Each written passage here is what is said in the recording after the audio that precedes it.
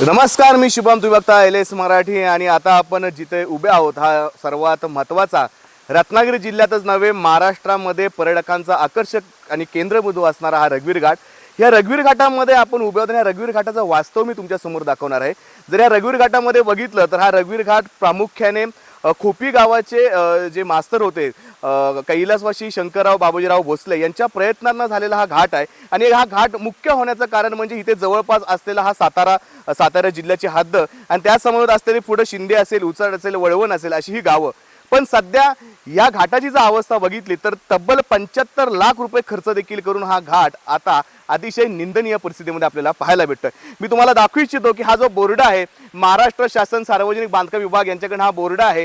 75 लाखाचं काम या ठिकाणी केलेलं आहे. मात्र हे 75 लाख रुपये हे वापरले कुठे आणि त्या 75 लाखाचं नेमकं काम कुठल्या रघुवीर घाटामध्ये केलंय असा संतप्त सवाल आता खोपीतले ग्रामस्थ आणि येणारा पर्यटन या ठिकाणी विचारत आहे. मी जर बघितलं तर सध्या कोकणामध्ये मुसळधार पाऊस आहे आणि या पावसामध्ये रघुवीर घाटाचा जो आत्मा मानला जातो असा संपूर्ण रस्ता या ठिकाणी वाहून गेलेला आहे.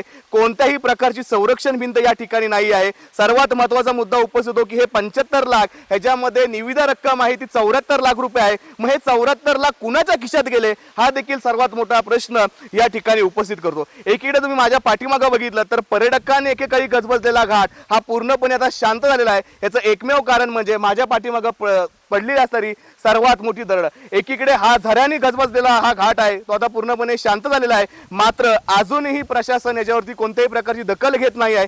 प्रशासनाने जरी हा घाट बंद केला असला तरी पर्यटकांचा हे आकर्षक असलेला हा घाट मात्र इथं पर्यटकांची स्वतःच्या जीवावरती खेळून रेलचाल सुरू आहे. याच्यावरती देखील कोणत्याही प्रशासनाचं लक्ष नाही आहे. मात्र सर्वात मोठा प्रश्न असा इथं उपस्थित होतो की रघुवीर घाट हा ज्यांनी बांधला, ज्या कारणासाठी बांधला, त्या कारणासाठी ज्यांनी पैसे दिले ते पैसे नेमकं कुठे खर्च झाले, कुणासाठी खर्च झाले आणि कुणाच्या खिशात गेले हा देखील सर्वात मोठा प्रश्न या ठिकाणी उपस्थित होतो.